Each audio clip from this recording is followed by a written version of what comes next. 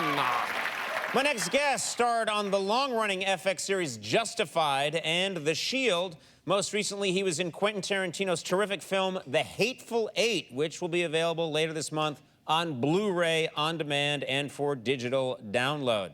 Let's take a look. Please welcome Walton Goggins.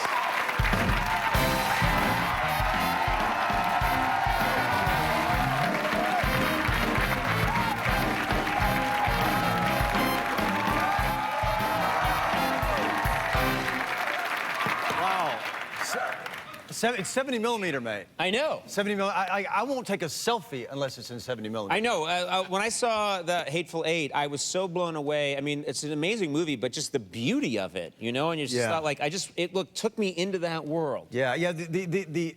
That's the upside. The downside is I will never look that good again in my career. I mean, it's a little overwhelming, really, because he did projected dailies every day. And I only really went once. Right. Because the first time you see your face that big, you can never see it again. I mean, it's crazy. That's why I won't do movies, because my head is naturally so big. If you put this on a movie screen, it would destroy the theater. 70. Yeah. They're constantly offering me big roles, and I'm like, guys, for the good of America, I'm going to stay on the little screen. Now, I have to ask you, you have a great name. Walton Goggins is a great name, but you often mistakenly get called Walter. Is that right? Yeah. People don't think of the name Walton. No, well, I mean, I don't know. You go through like seasons in your career, right, where people have no idea who you are. You know, you try to get a reservation at a restaurant, like whatever. I don't know you. To hey, you look kind of familiar. To, oh my God, you're Boyd Crowder. To, finally, you know you've arrived when it's like, oh my God, Walter Scroggins, I love your work. I love everything that you do, man. You really touched me. That's as close as you're going to get, Walter Scroggins. I mean, you got it right. Yeah. So, yeah. Now, this is interesting. You're from Georgia. Yeah. You grew up, you had an accent, but then you came to Los Angeles to be an actor. Yeah. And you were told, lose the accent. Is that right? Well, I mean, it's you know, my acting coach at the time, you know, halfway like through my first class with him, he said, okay, here's the deal.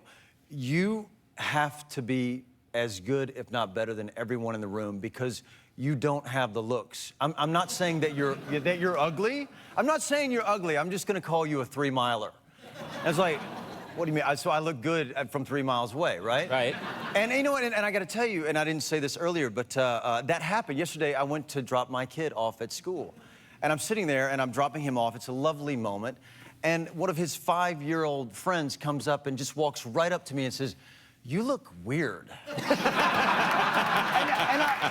It's like, so what do you, like, what do you say? Like, what do you say to that? And it's like, well, you know, that's your opinion. Yeah. You know? Yeah. Bye, son. I'll see you. I think you stood up for yourself. That's the important thing. I'm curious, on Sons of Anarchy, you played transgendered Venus Van Dam. We have a picture here. And first of all, I would think, walking around in high heels, I've tried it a lot in the privacy of my own home. Is an erotic thrill, but it's hard to do. It's hard to pull off. How did you pull it off? Well, you know, oddly enough, we were actually doing Django in New Orleans, and I got this call from Kurt Sutter, who is the writer. It's his show, sure. and he said, "Will you play this?" I was like, yes. Oh my God, I've always wanted to do that, and so I just immediately I got some high heels. Because you can get anything in New Orleans. I mean, anything in New Orleans. And I just, with a full beard in Billy Crash mode with Quentin during the day, at nighttime I just got him and I walked around. And it was great. I actually got pretty good at it. And then I saw a cobblestone street. And I thought, oh, well, here you go. Watch this. If I can, you know, I'll really know how to walk in high heels if I can walk down a cobblestone street. And I did, and I fell. But I was okay, and I was able to do it over the 3 seasons that we did Venus. You know, it was interesting. You make an attractive woman, I will say. I think you would agree. Thank you. I appreciate that.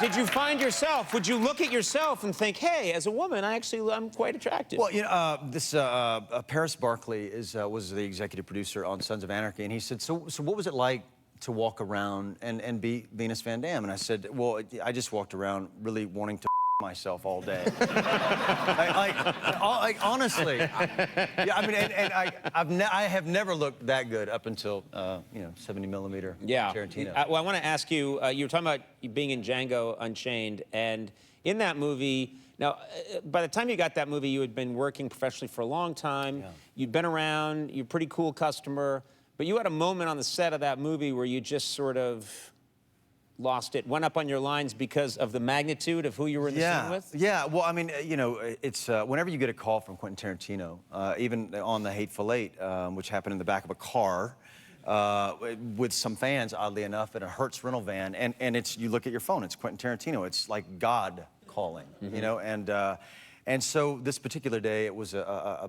pretty big scene, and it was Leonardo DiCaprio, and Christoph Waltz, and Jamie Foxx, and all the rest of them. And Quentin Tarantino directing. And Quentin Tarantino directing, and you just kind of turn around saving the best for last. Yeah. But he said, action. And I just turned around, and the words were gone. Like, there were no thoughts. And I just said, oh my God, I'm in a Quentin Tarantino movie! and it was, yeah, right? That was my reaction, and it was, what was so beautiful is that everybody. I gotta say that scene took me out of the film a little bit. It did, right? Yeah. I can't believe they left that in. Yeah, I know, it's a little crazy. No, but and then everybody was kind of reminded about how special he is. I mean, he's only made 8 movies. Yeah, yeah. So it's extraordinary. And he says he's gonna. I think he's gonna stop at 10. You know, that's what he told me he's gonna do. He says he's gonna stop at 10. Yeah, yeah. We'll see, but I you know, I mean, his canon is very important to him. And so, yeah, we'll see. This has been cool. The Hateful Eight will be available for digital download on Tuesday, March 15th. It's on Blu-ray, and it's on demand March 29th. Walton, really cool having you on the show. Hey, yeah, thanks a lot. Walton Goggins, we'll be right back. Lucas Nelson and Promise of the Real, stick around.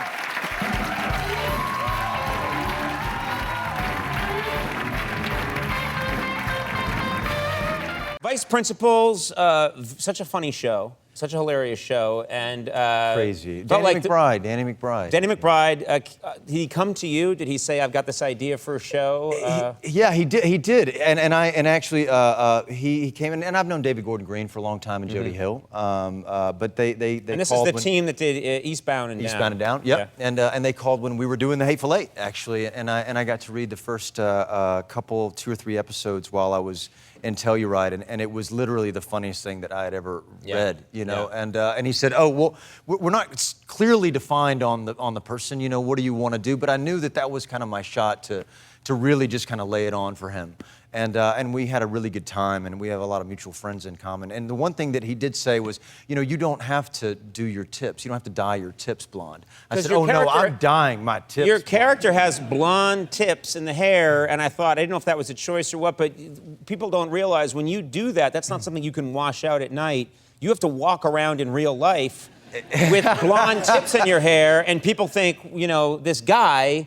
And I don't look like I would be in a boys band. I mean, there's nothing about my face, there's nothing about the way I move my body that would say, oh, he can also sing, too, you know? Right. So yeah, I did, and I, but for 7 months, because it's just not me, that's not my style. I just would never do that. But so every time I left the house, I wore a hat. You know, I wore my cowboy hat, pretty much all throughout summer in Charleston, a felt cowboy hat, and my head was, you know, I was wringing with sweat. So much so that I was, whenever we would go out to dinner, restaurants at night, I always had this hat on. And one night, we were at a really nice dinner, and it was a few of us there from the cast. An elderly Charlestonian, you know, a gentleman kind of came out, and he said, "Boy!" And I said, I didn't know who he was talking to. And you with the hat! And I said, oh, well, he must be talking to me. Yeah. And he said, well, don't you know, we don't wear hats in restaurants in the South. And I didn't know what to say. I mean, it was so, I was so shocked, I didn't know what to say. And I wish that I could have said something like, I just got hair restoration surgery or something like that. But I didn't have a comeback, so he didn't like it. Oh, well, you should have stood up and hit him as hard as you could. Yeah. In those situations, that's what I do. Yeah, or I should have just stood up and took my hat off and showed him the blonde tips, and he would have said, oh, okay, put the hat back on. Probably would have been the best thing. You got, you know, you took a trip to Paris, right? I did, yeah. With your whole family? With my wife and my son, but my son he really didn't want to go. Did you wear the hat there too? Well, I did, yeah, but it all kind of revolved around my kid. He was 3.5 years old at the time, and he said, I don't want to go to Paris.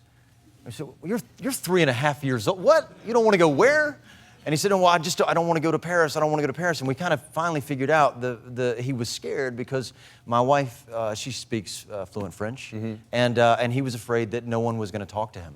Oh. You know, that he would be left out in the dark. And I said, "Well, no. I actually don't speak French at all. I mean, I like French fries, and I like a baguette, right. and I'm a big croissant eater, but so no, it'll be me and you, we'll hang out, you'll always have me to talk to," and then I just wore my cowboy hat just to be an American in Paris. You know? That's so cool. It was the first time you walked around Paris with your cowboy hat. Well, I didn't try to assimilate because it was like, you know what, I'm with my guy, I'm rolling with my little dude, and that's what I'm gonna do, and I'm gonna speak English the whole time. Right.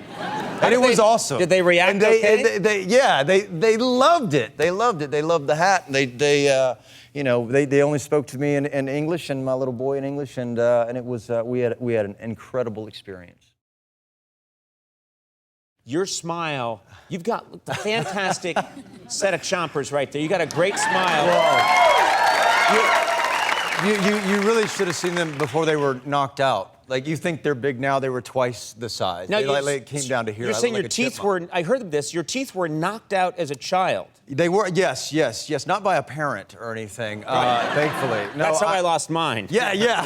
And they look good. I had it coming. I was an asshole. I showed up late to baseball practice, actually, in the 5th grade, and I had to take a lap, you know, and I started off, I was running to center field, and all I heard was, "Walton!"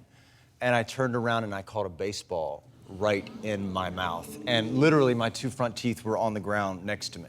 Right. Yeah. What do they do? I'm curious, if your teeth get knocked out and they're mature teeth, what do they do? Like, you can't wait for other ones to grow in. What do they do in that situation? Well, no one knew what to do. Like literally no one knew. Everybody kind of freaked out. And my mother's boyfriend at the time picked them up, took me to the emergency room.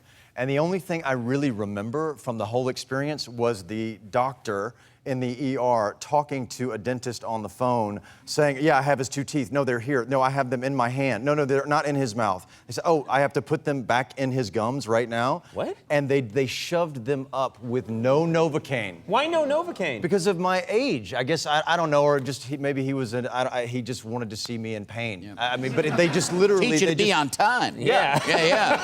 Catch the ball with the glove the next time. So wait, they took the teeth, and you've got these 2 holes in the front of your face, and they just jammed the teeth back in? They jammed them back in. That's what they would do in the medieval era. And then in 1979, both, yeah. And it was the most excruciating pain that I have ever been in. Wow. And I woke up the next morning and I had the blood, but they took.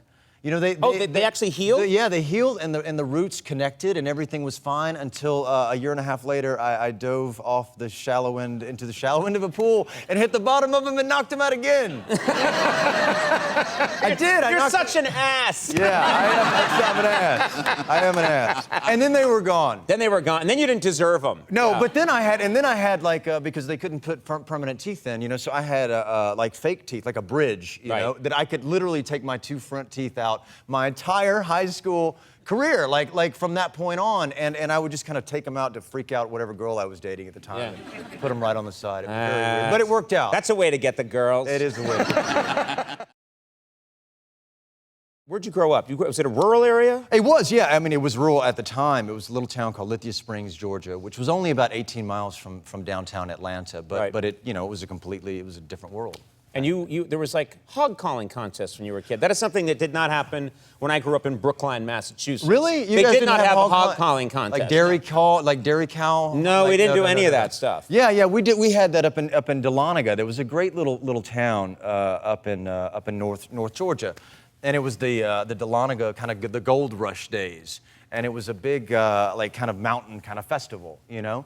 And it had basically kind of the redneck Olympics. They had hog calling, they had, like, the grease pig and the grease pole. And I won one of them. I won the gold medal winner of the hog calling contest. Now, what does that sound like, Georgia, when you call a hog? You know, you just gotta, like, I mean, there's no hogs here anywhere. Right. But if there was a hog at home, I mean, it's just like a... And then you have to throw in like a suey, you know, or something like that, you know. I remember like... That just sounds like... I I remember like my wife is from LA, and I remember doing it for my wife the first time, and she said, "Don't ever do that again." Yeah.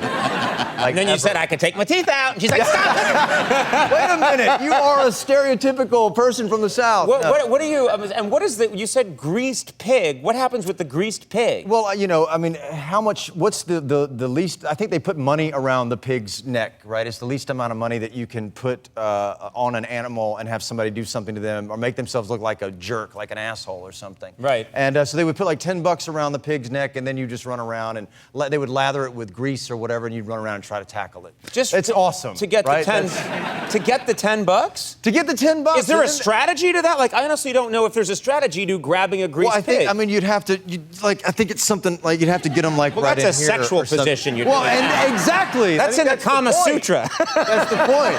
And then they would just do the poll. You would think they would do it with something else. I don't know. Right. But I didn't win either one of those. I didn't even place. Right. In the pig or the poll. Then you're just the hog call. Then, as far as I'm concerned, you're a loser. Can't believe I'm talking to you.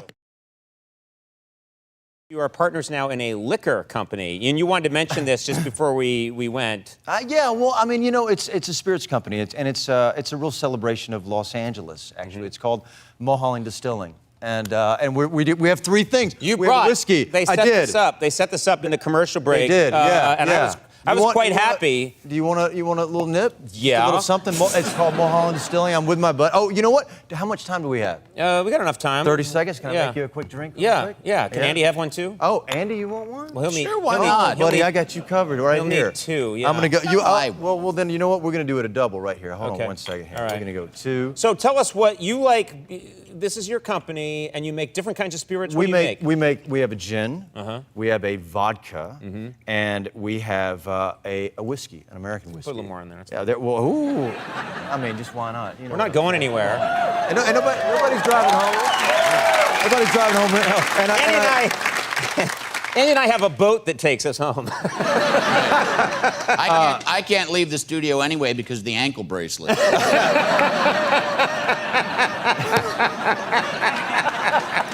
So, you know, I don't want one of those. So what is it you're making here? So this is one of my favorite whiskey drinks. It's called the Separatist, and it's from a restaurant in Charleston that we all went to on Vice Principals called The Ordinary. Okay. And it is whiskey and an Italian Amaro and Averna and lemon.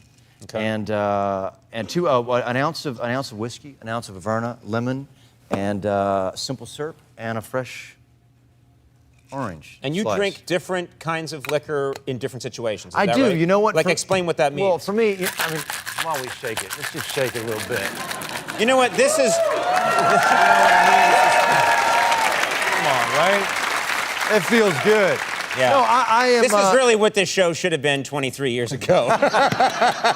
No, it's true. For me, I drink whiskey. I mean, I drink vodka and I drink gin when I'm at an industry party, you know, and I drink whiskey when I'm with my friends. Oh, that's so nice. Yeah. So that's. So which one is this? This is tequila. No. This is tequila with people you want to die. Oh, very nice. So cheers. Thank you very much. Hey, let's cheers to Vice Principals. Vice Principals airs Sunday nights at 10:30. Oh, that is good. Thanks, man. That's fantastic. Thank you, buddy. Thank you very much. Vice Principals airs Sunday nights at 10:30 on HBO. Good luck with Mulholland Distilling. This is good stuff. My bar's not real high. You grew up knowing blues icon legend B.B. King. Is that right? I did, yeah. And you knew him, I mean, when you were a baby. How did this happen? Yeah, well, my aunt was his publicist for a little while. Oh, I didn't know that. Yeah. When I was a kid, and she did for like Wolfman Jack and Phyllis Diller and a few other people. And I did. I met him when I was 2 years old. Wow. For the first time, B.B. King. I mean, this is the guy. And I saw him all throughout my childhood. And when I was 14 years old, he said, "Listen, I'm gonna take Walton on the road with me," which is a big deal. It's my 14th birthday, and so he said I want him to get on the bus in Birmingham, and then I'm gonna take him to Atlanta. And it was a really, really big deal. And I got to hang out with the band, and I knew the band kind of at that point because I'd been seeing them for years. Yep. And we got into this. We got to Atlanta, and we went into this hotel room, and he said, "Come up here, come and let's sit and let's talk." And that's Mr. B.B. King. You're gonna say yes, right? Yeah. So I go in, man. This is him. This is B.B. King. And I'm sitting there, and he said, he gives me $100, $100, and he says, "Now I want you to go see the world." And I looked at him and I said, "But you only gave me $100." But no, he probably thought it was like 1938. Yeah, that's right. Here's $100. Yeah, Go and see yeah. the world. But he was, yeah, right. But he was a friend up until the day that he died, and Wow. I saw him when I moved here to Los Angeles 27 years ago. Right. And I saw him, I don't know, probably 15 or 16, whenever he would come into town. Now, I'm told that you got on stage and performed with him once. Do you play guitar? Well, I play guitar for myself. Yeah. No one else wants to hear me play guitar. Right. But I was a clogger. I saw you dancing on the way out here, man. You the clogger? No, I'm a clogger. Yeah, my mom. What do you mean and I- you're a clogger? Well,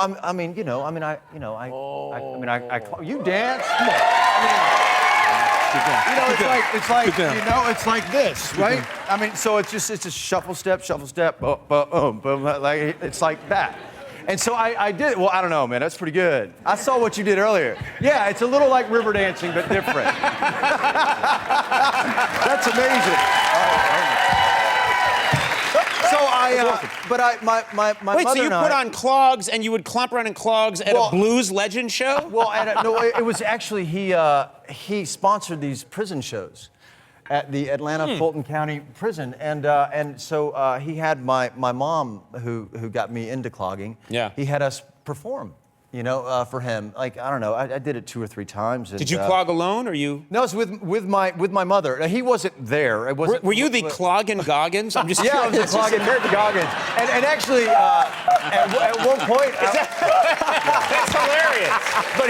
That's the clogging Goggins. And then there was like a little point when I took, because I like to travel, and I took back when blogging, I suppose, was like in fashion. I did this for my friends, and so then they called me the clogging, blogging Goggins. Yeah. So it's kind of Your life is pretty much over. Yeah, pretty much over. That's it. I didn't realize we had this in common. You didn't know this, but you just found out, I'm told, very recently that you are an Irishman. Yeah. Very recently. Yeah, I did the 23andMe. You did 23andMe. Yeah. Right, the genetic test. I did not have to do that test to find out that I was Irish. No. But you, what did you think you were? Well, Goggins, I mean, I knew that, I thought there was some French in there. You know, I thought for sure there's Neanderthal, and I'm from Georgia, so redneck Neanderthal. Like, Right. I didn't think too much past that. Right. But I did, I got it back, and I am 7% Scandinavian, which was really surprising to me. But I found out that I was a descendant. Wow. Descendant of a king. Really? Yeah, king? like a king. And I felt really good about myself for like a minute until I found out that 30% of the country comes from this guy named Niles of the Nine Hostages. Niles of the Nine Hostages. Yeah. And so but I did think that I could parlay this information into some really cool points with my kid. I have a 7-year-old, and so I said, Augustus, because of me, you are a descendant of a king, Niles of the Nine Hostages. And he said, so tell me about this king. What did he do? And I said, well, he took 9 people hostage in order to unite the kingdom. And he said, well, he's not a king, he's a criminal. Because he took people hostage and therefore he should go to jail. Yeah, so thank you very much for passing on the exactly. DNA. Shouldn't tell him the whole thing. Just stick with King. That's right. Don't get into what he did. Yeah, that's right.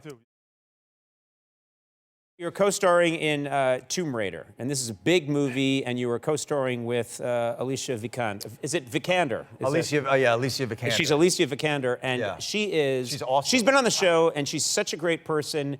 I think she might be the most attractive woman on the planet. She's just absolutely stunning. Absolutely stunning. I agree with you. Yeah, and I'm curious, I mean, who got in better shape for this? She has to be the Tomb Raider. So she has to get in serious shape, and I heard she did get in serious shape. Yeah, she put on 12 pounds of muscle, and I put on 3. Yeah. Right. That was it. And I just remember looking at her back for the first time when we were like there, and she was in her tank top, and we were walking out, and I was kind of behind her, walking into this tomb or whatever, and looking at her back, thinking like, I will never have a back like that. Yeah. Ever. I mean, I'll never have a bicep like that. I'll never have a six-pack like that. Yeah. And she's pretty remarkable. First time I ever went to a gym, the guy said to me, like, we're gonna build up the muscles in your back, and I didn't know there were muscles back there. Honestly, were you sore? it was a Did you get complete sore that exploded into flame. But I had I was like, what are you talking about? He was like, no, there's stuff here. And I'm like, there's not stuff there. There's nothing there. There's just, croutons. I used to be a personal trainer. Well, the one thing that she did have. You were a personal trainer. I was a personal trainer. You were a clogger, and you traveled the country on $100. Yes, $100. We're learning all kinds of stuff about you. All kinds of stuff about me. Yeah, but she would eat this diet, man. She had Magnus, this trainer. He's an amazing guy. And they would feed her this salmon, and we kind of showed up. Dominic West, who's also in the movie, and we got to set, and I think they just kind of felt bad for us because no one was cooking us food, so that they said, no, actually, it's your chef too, but not really. We were just eating her leftover fish. Like it was whatever she didn't eat, we would eat. You were like dogs. Kind of like dogs. Alicia Vikander was having this great meal, and then if there was a little bit of salmon left, they would put it in a bowl, and you'd be like, yeah. And put on some muscle, please. Yeah. Please. Yeah. Well, we have a clip here from Tomb Raider. I don't know if this needs any setup. I think this is you guys fighting. Well, yeah, okay, yeah. It was we're tied. Yeah, she. I think I can say this. She wins, but I mean, yeah. I think in honor of International Women's Day, we should point out that although that's not shown in this clip, she cleans your clock. She kicks your ass. Yeah, she cleans. Yeah, she kicks some ass. She kicks my. That's what she does. Yeah. She gives it to me. When did you become a Mormon all of a sudden? I don't know, but he said the word ass. Oh, didn't hear that often in the clogging community. All right, let's take a look at this clip from Tomb Raider.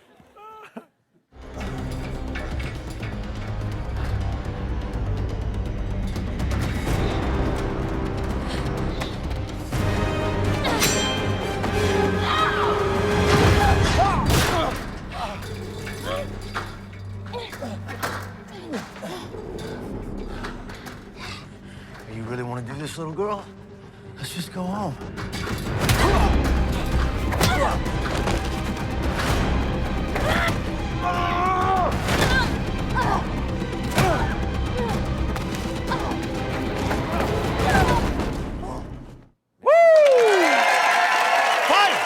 She is Good. Yo, she's good, man. seriously cut. Yeah, she's cut. Yeah.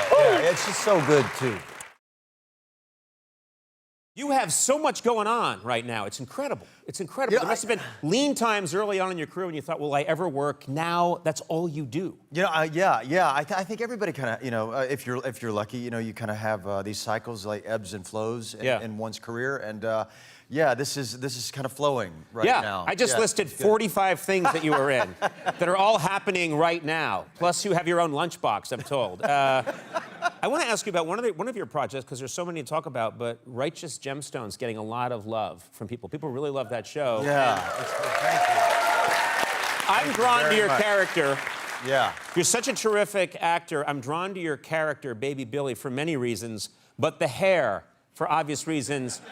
The hair of that character hypnotizes me. Let's take a look. I love that insane pompadour that you have. I mean, if we maybe we all get there, if we're lucky enough to have to be silver foxes, if you will. Yeah. But I just like the height you get with that. It's funny because Danny, when he asked me to do the show, it was like towards the end of Vice Principals. What you did with Danny McBride. Yeah. And he said, look, I want you to do this other thing. He said, but I want it to be a different configuration. I want you to play a 70-year-old man. I said, what? Right. What? Right. He said, yeah. And so we had a really good friend of mine, a guy named Jake Garber, who was Quentin's guy, come down, and he had like 45 minutes to put this together, and we just kind of did it. It was the first wig we put on. We walked out, and that was it. That's pretty good. I can look 70 years old, by just getting like only 6 hours of sleep. I mean, I look at myself sometimes when I get up in the morning and I'm an 82-year-old man. I'm not far behind you, man. Yeah. I'm not far behind you. Yeah. No. You are far, far behind me. Do you get recognized for that role a lot? Do people recognize you? Because you've done so many things. Do they recognize you for Baby Billy? Do they recognize you from Vice Principals? What do they recognize you for? Yeah, you know, kind of all over the map, really. But yeah, with Baby, you know, I get a lot of BBF, right? Baby Billy Freeman, or Little B, or like Baby B, or I never get Walton. Ever, I never get that. I mean, I'll get like a magical animal, like the unicorn. Yeah. Right? Just like now I'm a horse. Right. You know? Yeah. Right. Yeah, but I get hey asshole. That's what I get a lot. It's always me. Yeah. But it's interesting. Like everybody kind of responded to it. We had such a good time kind of making it, and just had no idea that this would kind of be the response to it. Now, it looked to me like you did full frontal nudity in this character. Was that, first of all, hats off to you for doing that. Thank you. Everything off. Yeah, everything off, yeah. Well, I mean,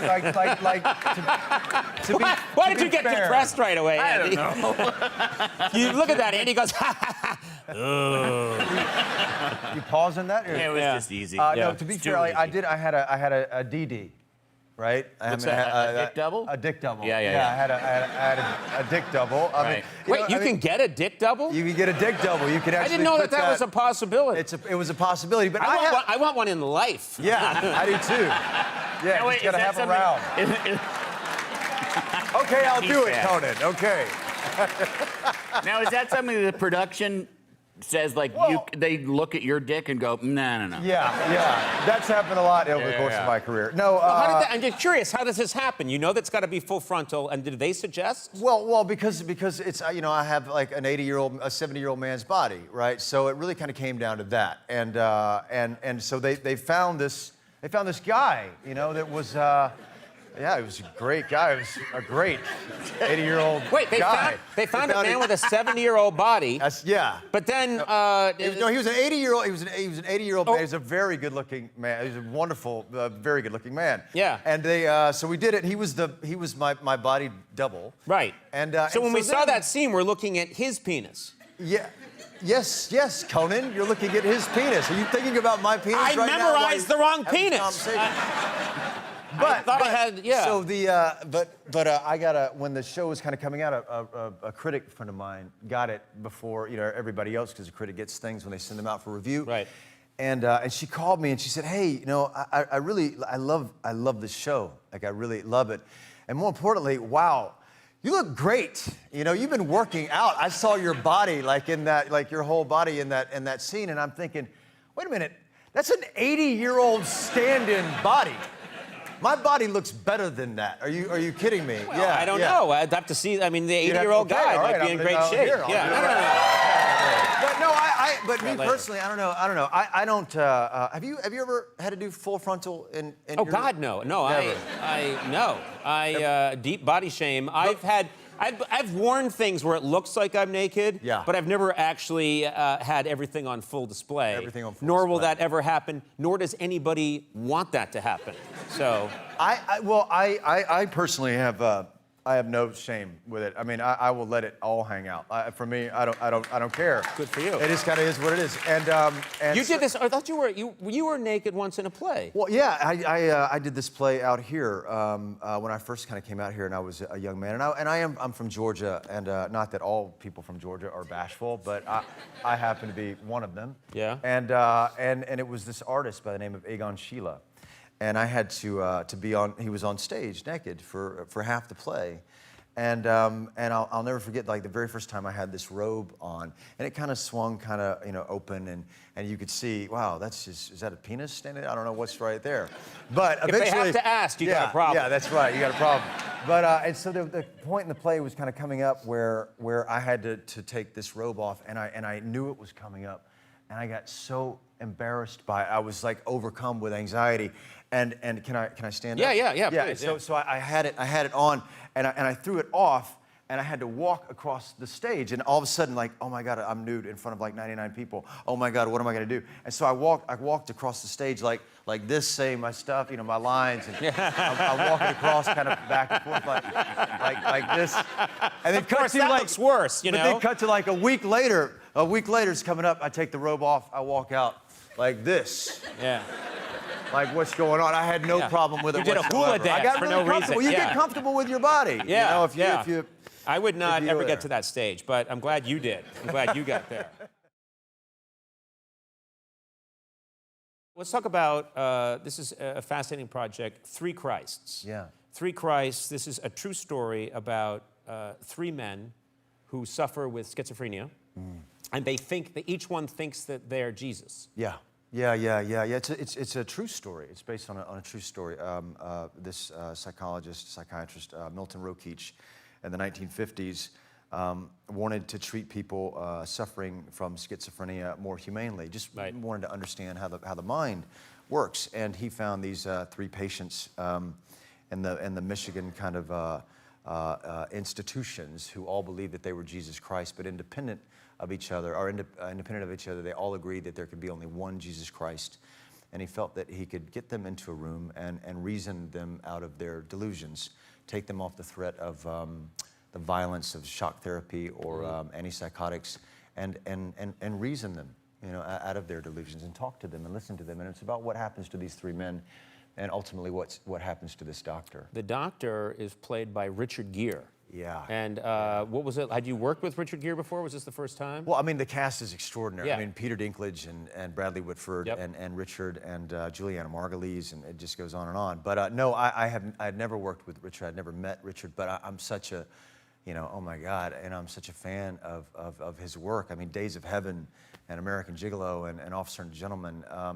But I'm there and kind of in awe of him, and in this room, and we're sitting there, and over the course of this experience, you know, you get to know somebody pretty well and feel like, you know, you can kind of talk to them. And he has a great sense of humor. He's a really dry, kind of funny sense of humor. But there was this one night where we were really tired, and it takes a lot out of you being Jesus Christ. I mean, you got to forgive people all day long. Yeah. You just got to show up and kind of be in their lives, and we're there, and he's there, and I look over at him, and he's tired. I mean, he looks tired, you know, and I say, hey man, you know, are you doing okay? And he said, I'm tired. And I said, I know how you feel. I'm really tired too. And he said, yeah. He said, but do you know what the difference between you and me is? And I said, what? He said, when I go home and look in the mirror, I'm still Richard Gere. It's true. I mean, he is. He's Richard Gere. I'm not. You worked with him too, Andy. Yeah, I did. You did a movie with him years ago, yeah. On Dr. T and the Women. Yeah. We worked together. Yeah, he was really great. He He's was a really nice, very nice guy, very funny. Yeah, he was really fun. Yeah, like it was one of my first day there. I got my schedule, which was in the morning, go shoot shotguns with Richard Gere. Oh, wow. Trap shoot with Richard Gere, and then play golf with Richard Gere. Wow. Because we were trap shooting golfers. That was the whole thing. So it was like, oh, this is nice. Did you get that call sheet? Do you have that, like, with your name? No, I don't. Andy's not sentimental at all. Yeah. He looks at things like that. I would save that and frame it. Andy goes, that's nice, and puts it in a shredder. Right. He's a deep man. He is. Yeah. He's really nice. Yeah. Really good. Yeah. Enough about him. He's not here. Yeah. We have a clip here from Three Christs, and this is again very powerful movie. You did a lot of research on schizophrenia. This is obviously a very serious ailment. You wanted to understand it. Yeah. I once we kind of sat down and I looked at, you know, hours and hours of interviews with people suffering from schizophrenia, and there was a documentary by a guy named R.D. Lang called Asylum, which is an extraordinary piece of filmmaking from the 60s. But I really wanted to sit with people suffering from this affliction, and I began calling around, and I was so surprised that I couldn't find a place to go. Right. Here in my city, there was no place to go, but I could walk outside of my front door and see them on the street. Yep. And not just in Los Angeles, but in most major cities in America. And that was so disturbing to me once I really understood that most people suffering from mental illness in this country are either incarcerated or on the street. Right. And I'm not here standing on a soapbox. I can't tell you all the statistics. No, it's quite stunning. Yeah, but I can tell you what's in my heart, and that we can do better. They're people. Yeah. And and this film really gave me like a window into this. Yeah, into their experience. We have a clip here from Three Christ. I believe this is where you're meeting the I doctor. think this is the very first time that Richard Gere, Milton Rokeach, the character that he's playing, meets Leon Garber. All right, let's take a look. Yeah. I love the intelligence of people who we think are they're often keenly intelligent. Yeah. It is. It's really one of isolation. Yeah. An existence of isolation. Well, Three Christ, you have to see it, is out in theaters now, as well as cable, digital video on demand. And The Unicorn airs Thursdays at 8:30 on CBS. You've got to stop working so hard, but I'm grateful that you do because you're so good at it. Walton Goggins, everybody. We'll take a break. Hello, my name is Walton Goggins, and I feel cozy Nice. about being Conan O'Brien's friend. You know, I appreciate that. And I think I just hugged you on the way in, and I lingered on the hug. You did linger, and I lingered too. Yeah. I didn't know who was going to pull away first, and I think we did it simultaneously. Because we were making everyone else uncomfortable. Yeah. We were I contacted HR. We were separated by your publicist. You started talking about his musculature, and then we the were guy's like, in great this shape. went on The guy's too long. in great shape. Well, I mean, that has a lot to do with the White Lotus. It has a lot to do with whenever anyone is not working at the White Lotus, it's walking into the gym and saying, "Oh, hi, hello, could you please get off the treadmill right now?" We've been down there for 3 months, and I wanted to talk about this because I was in Bangkok. I don't remember how long ago now, shooting for our travel show. It was over a year ago. It was the day after your birthday last year is when we left. So we were there. It was a really hot day. And so I had my experience there, which has been well documented. Then before you guys started shooting White Lotus, I run into none other than Mike White in a restaurant. Really? And we start chatting because we've met each other once or twice before, and he's a very funny, cool guy. Yeah. And I said, "Hey, so you're going the next season of White Lotus, you're going down to to Thailand, right?" Mm-hmm. And I said, "I was there. I had a great time. I made a lot of friends." And then I said, "If there's a part for me, I'm available." No. And he looked at me and he said, there's a lot of sex work there." And I said, I could do that. I could. What? I could play a part where I'm a a male gigolo or something. It was desperate and depraved. This is the last podcast you will ever do, Conan. Yeah. Yes, you could do that. Yeah, I believe that you could do that. Do you think I could play that part, or do you think I actually could be a gigolo? Well, I think you could do both. I think you could play that part, and you could be that person in real life. I appreciate that. Absolutely, I believe it's in all you. about hydration. No, it is what? all. What? No? That's 1%. What? Take it from me. No, but I gotta say, I absolutely loved it. I loved it there. I loved the country, and the people were fantastic. And it must be an amazing place to be shooting. Question for you: did you go outside of Bangkok? Did you get up to Chiang Mai or down? We down did to the not get islands? to because we have to get everything in about, I would say, 10 days. Wow. And we have so much to do that we found that if we travel within the show, right, we can do it in some places. We did it in Norway, but if we try to travel to in Ireland, where things are a little more concentrated, but we really wanted to get down to Phuket. We wanted to get up north, but you lose too much time. When I first got to Bangkok, the very first time, this is a cool story. Okay. So I'm there. I'm meeting my mom for this first 3 or 4 days. It's at a particular time in my life, and I'm looking for something. So my mom accompanies me for a few days. We meet there. We get there. We do the last leg from LA or wherever it is in Hong Kong into into Bangkok. We get in at night. You know, you want to kind of stay up. I'm with my mom, and we're staying in a super cool little small hotel in the middle of nowhere. This area called Wat Po that I found like online because it was before smartphones and all the rest of it. And we go out and have a drink, and you know, here we go. This is going to be our Southeast Asian adventure. Yeah. Go to sleep, wake up to a phone ringing, right?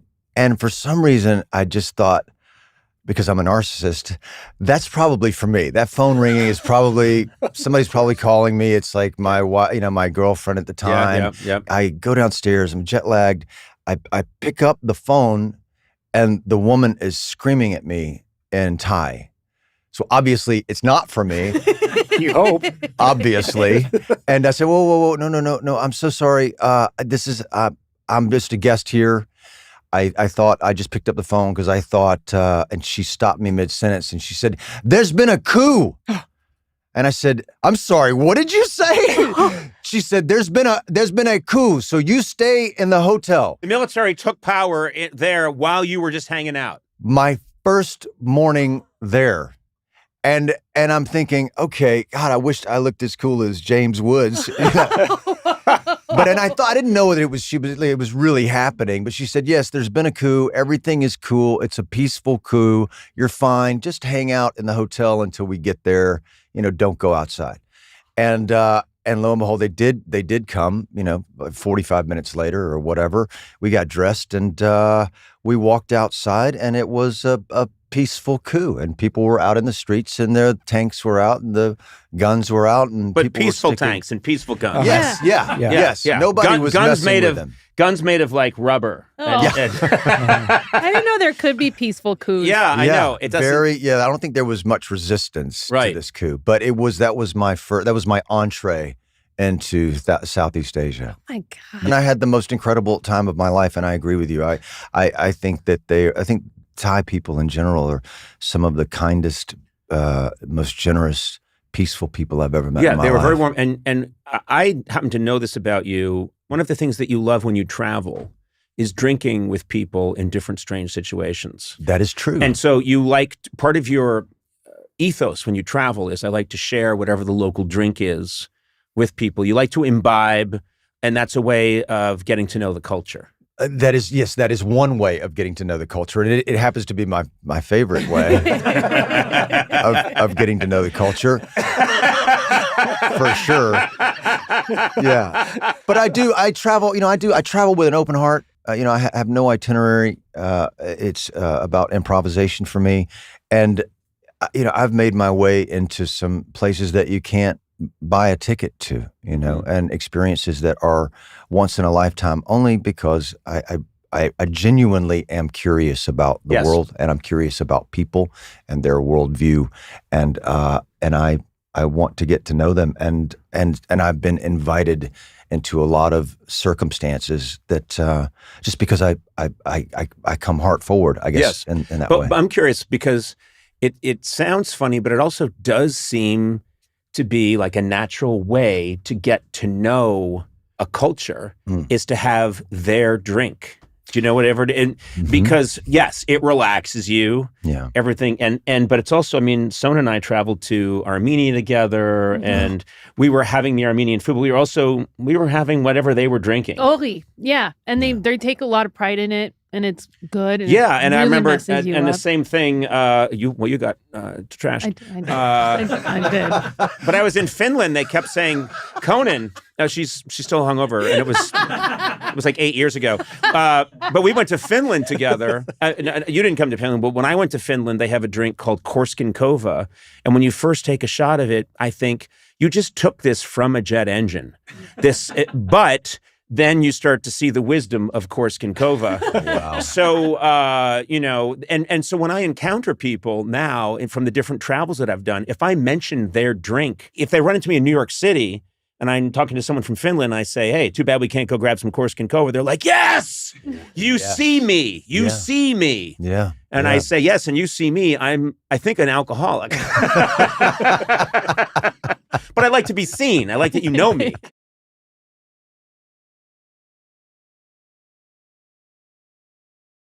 It must be hard to believe sometimes when you think back to you as a kid growing up. I think you were born in Alabama, is that correct? Born in Alabama, raised in Georgia. Raised in Georgia. But you just had this vision that this is what you were supposed to be doing with your life. That's how it's always occurred to me, or how when I've read about you, heard about you, that you just had this idea that, like, I need to be doing this. I need to be an actor. Not that you necessarily knew a ton of people who did that. It felt like almost a vision. Well, the fact that you're doing a travel show and you live the life that you have lived, and other people have had a similar trajectory, and the audacity of thinking that you can live a life as a creative person. For me, I'm a poor kid from Georgia. I was raised in a very unconventional way with, when I say crazy women, what I mean by that is that's what I love. I was raised mostly by women, and they were insane. Your dad was out of the picture when you were 3? Yeah, I mean, he was out, when they were 3, right? And but he was around a little bit, but mostly it was my grandmother and my mom and her sisters, and we've talked about this before. My aunt and uncle were both actors in the theater, so I'd been exposed to that and seeing them on stage for the first time. But I was also raised with a group of people that were extremely entertaining. And, we watched TV a little bit. It wasn't like a big movie household or anything like that. We sat outside on the porch and told stories, about the day or about things that happened in the past, and the baton would be passed, if you will. And I just happened to come from a family where everyone was entertaining on some level, and it was. I still think about it, and I miss it. I miss those times. But really, other than walking into the casting director's office when I was 14 years old, and we've gone through that story as well, I wanted to see the world first and foremost. But I also was drawn to storytelling not because of exposure to cinema or exposure to anyone else that had done it, but because I felt like, wow, this is a place I feel normal. Yeah. I think I am people that know me would say that I am earnest. I'm an earnest guy, and I'm a pretty sensitive guy. I suppose there's a little level of volatility there, on some level, but it was a place that I found great comfort in, a place where I felt like I belonged. I didn't know how to go about doing it, even though I was very lucky to start working in Atlanta. My observation about you, is that, because I was thinking about you today, knowing that I'd see you, and I was thinking about, all the work that you've done, and all the roles that you've played. And whether you're in Vice Principals or whether you're in Righteous Gemstones, which I adore. I love Righteous Gemstones. Or even on Justify, when you're playing, this character who's got terrible, terrible flaws and, racist views, and former neo-Nazi Boyd Crowther. All of your characters are entertaining people. They're very silver-tongued and they're funny. And I've always thought you can't play that unless that is in some way the essence of who you are. I don't think an unfunny person can play a funny person. Does that feel right to you? I would agree with that. I guess, yeah. In the way that I'm never going to play like a sexy man in a Right. movie. And if I can play a sexy man, you can play a sexy man. No. I mean, Guess what? There have been many screen tests. And apparently when the camera gets in close, there's a thing that happens. The camera breaks. A break is that it shatters.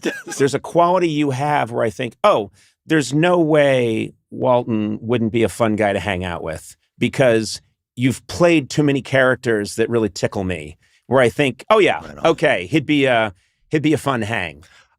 I think I'm a pretty fun hang. Yeah, I think I can be a fun hang. I think, I don't know how you guys feel about this, but I'm not funny in the way that Danny McBride is funny. Right.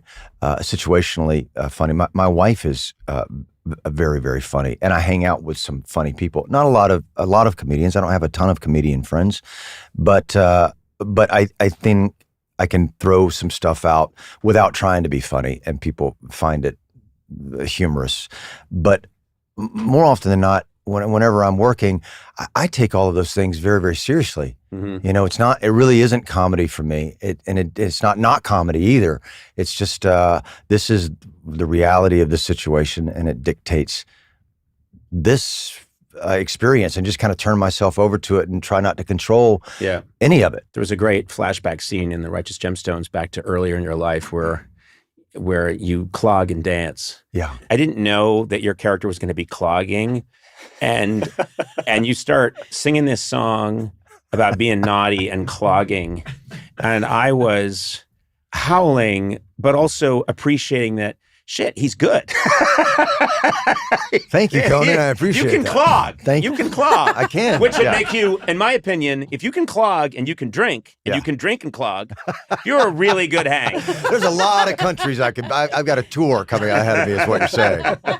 I do. My mom was a great dancer. She was a really good dancer, and she took me into clogging lessons when I was really young.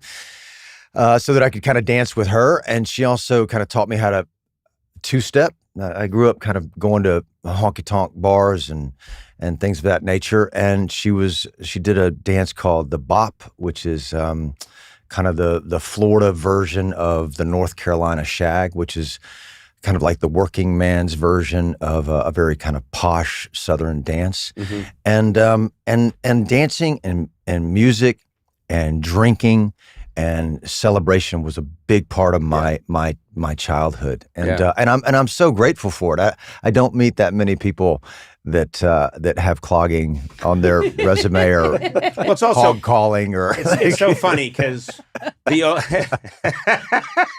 can you make a still in 10 minutes? Yes, I can, sir.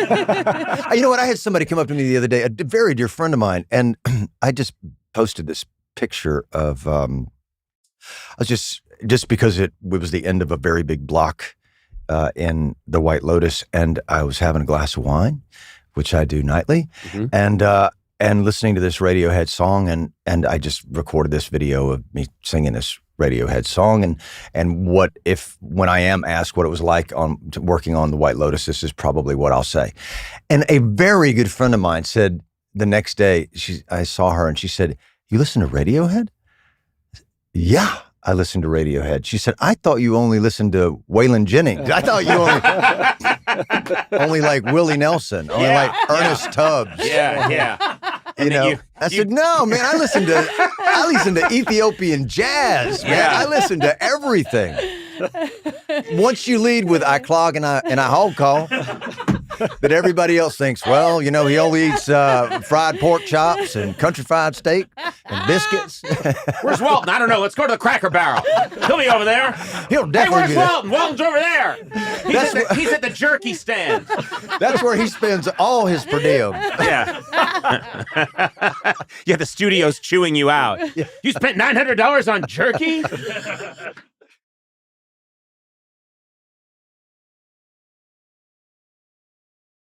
I had a memory of you, an experience involving you recently, which is my wife and I had put a lot of stuff in storage, and we were going back because the different, I moved from the Warner Brothers offices, and we moved, in the old days we were in New York, and we went to go through it all and kind of figure out, is there anything that should leave storage? And at one point I'm with my wife, and there's this woman there that runs a storage facility, and we're in the valley, and we're going through stuff, and we open a box, and my wife just picks up this what looks like a furry dead animal out of the box. And she says, "What the hell? What is this?" And I said, "That was a gift from Walton Goggins." and I, no. Hold on. Yes. Listen, you were promoting The Hateful Eight. Right. Yes. And in The Hateful Eight, you play, the whole movie takes place in Minnie's haberdashery. It does take place in Minnie's The whole haberdashery, the walls are covered with different pelts. And you, I was excited. I'm a Quentin Tarantino fan. You came backstage after the show and said, "Conan, I brought you a gift." And you handed me one of the many pelts that was hanging on the wall from Minnie's haberdashery, which is there for the whole shoot. And I was like, "My God, thank you." And I cut to my wife saying, "What the hell is this?" And she said, "We're getting rid of it." And I said, "We're not getting rid of it. Walton Goggins gave that to me."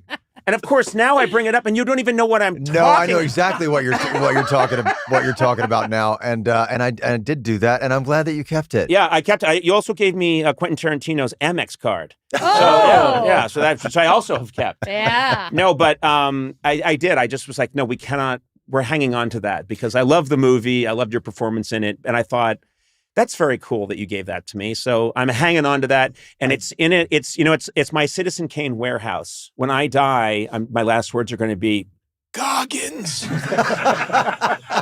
And everyone's going to wonder, what does it mean? And reporters are going to scramble, and it's going to end with everyone throwing my stuff into a fire in a warehouse. That'll happen. And then it'll be like, yeah, you'll be there. And taking the occasional thing. And then one worker just picking up a pelt and shrugging and tossing it in. Why did he say Goggins? I guess we'll never know. We'll never know. I guess we'll never care. I guess we'll never care. Because, yeah, but anyway, that was a really nice nice memory I had. Jennifer and I, at as they do when a movie is wrapping, more often than not, the production will put up a sale, right? Like the things that people may want to get money back for the studio that's paying for it. And we both kind of looked at each other and asked for the catalog before it kind of came out. Yeah. Because we had both been coveting all of these animal skins for like 6 months. Like, wow, that's just a pretty brown one right there. Look at what are they gonna? Wow, that would look so good on a sofa. Unbelievable. Hey, we could give that to Conan. And there He's was just dumb one enough to take it.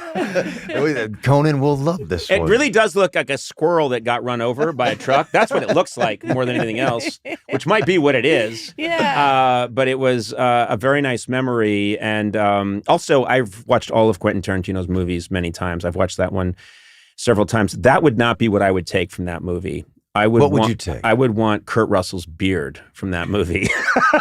Yeah. I'm guessing it's real because Kurt Russell seems like a guy that could have grown that beard maybe in 2 days. Yes, in 2 days, yeah. But God, It's the best head of hair, too. Jesus Christ. God, his hair is so... It is. It is I amazing. hate him Yeah. and his hair. He is... Can I tell you one really quick story? Yeah. Is it about his hair? Yes. Well, it's not even about a hair. It's just kind of a segue to a moment, just to a memory, because so much of that was it was exhausting for everybody there, and it was extremely cold, and it was just hours upon hours in this room that Quentin had set to a certain temperature. And because he didn't, want to manufacture these breaths, he wanted them to be real. He also said, I made the room really, really cold so I would work faster. Oh. But he just kept wearing bigger jackets. Cheater. And there was one moment where we would all kind of sit and huddle in a corner, and all of us and just confer in this one part of the bar right there. But there was one moment one night where everyone was so tired, and Kurt was just, like I say, seeing things, because we all saw things being up that late. And I saw him having a conversation with a chair. And I just talked to Sam. I said, look at him, man. What do you think he's saying to that chair right now? It was like this drug-induced insanity. Well, that cast, Tarantino-induced insanity. Samuel L. Jackson, Kurt. I mean, it's just incredible. What an insane cast. It was a dream of a lifetime. Yeah, it really, really was. And Madsen and Tim Roth and all of them. It's really. And we were still. I mean, what has it been? 8 years or something like that. Mm-hmm. And we just texted. I don't know, the other day we text about like once a month or something like that. Somebody will reach out and say, where are the haters? What are they doing? And it's just the cast. And that's so cool. The Hateful Eight. It's all you're the haters. Yeah, it's the hater board. That's what we call it. And still, we started it when we were in production, and it's still going strong. 8 years later.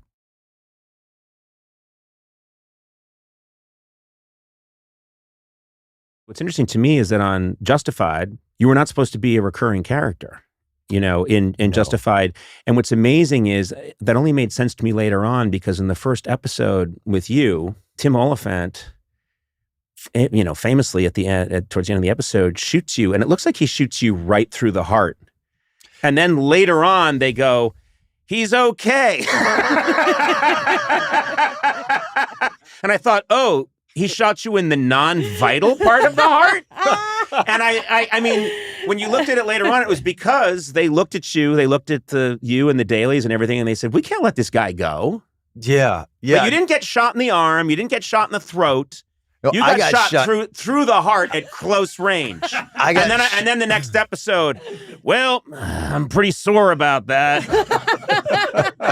I think they filmed this. I mean, if I remember it correctly, they added this scene for the top of episode 2. I think. Don't forgive me if I'm wrong. Where I think Nick Cersei and Raylan are having a conversation or something like that. But I'm just being ferried out on a gurney. Like that's where he says he made it, and I'm just There's a hole the size of my fist in your heart. It's a big gun. He had a big gun. But they got you to a really good hospital on that country road. Yes. I mean, you've played so many great characters, but in The Righteous Gemstones, I feel like the minute I started watching that show and then you showed up, and I remember not knowing you were going to be in the show for some reason. And the minute you show up, I thought, you can't do The Righteous Gemstones without Walton Goggins. You have to have him. Did I tell you the story about the David Gordon Green was directing that episode?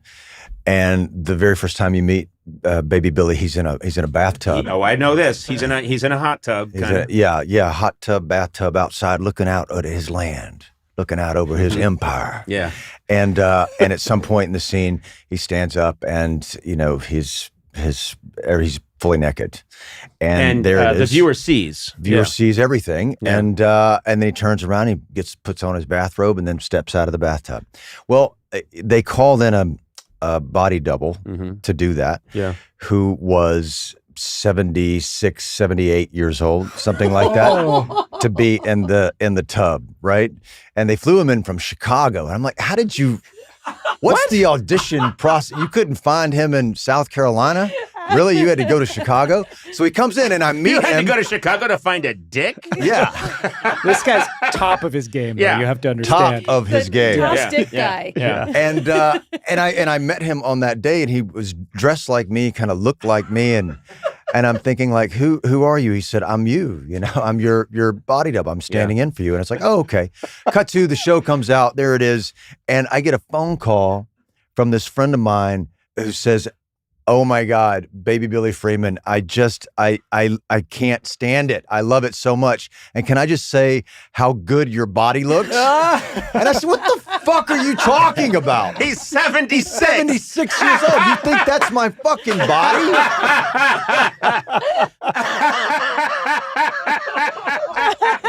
True story.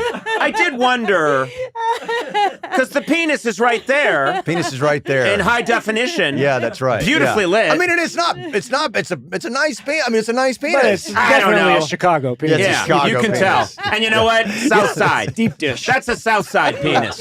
Deep Dish, South Side. That's a White Sox penis. That's not a Cubs penis. Does not have a Southern accent. Yeah. Oh, very, very Yankee. What's going on here? What are we doing here down south? Penis, shut up. You're ruining it. I just got out of a hot tub. Yeah. Gotta get a sausage.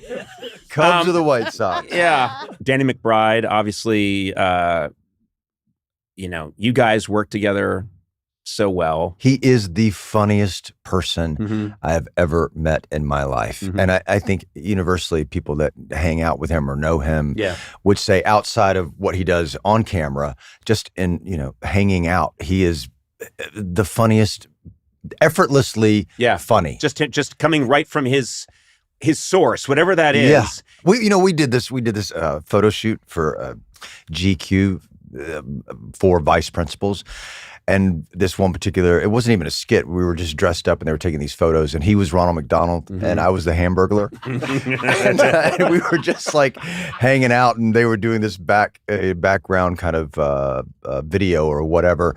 And I was just talking to them, and as the Hamburglar, he's smoking a cigarette and talking about, I almost went to jail for stealing stuff. Like when I was in high school, I got in with the wrong kids. And as as if this was the Hamburglar's experience, but it was my experience, right? I'd had that kind of like happen when I was a freshman in high school. I love a real depiction of the Hamburglar. Yeah. Like, Christopher you Nolan gotta be gets his hands committed. on the hamburger. Yeah, You got to be committed. And just at the end, out of nowhere, Danny just said, like, and so Cameron's like, "Do you know what the worst thing is I stole? What? A child."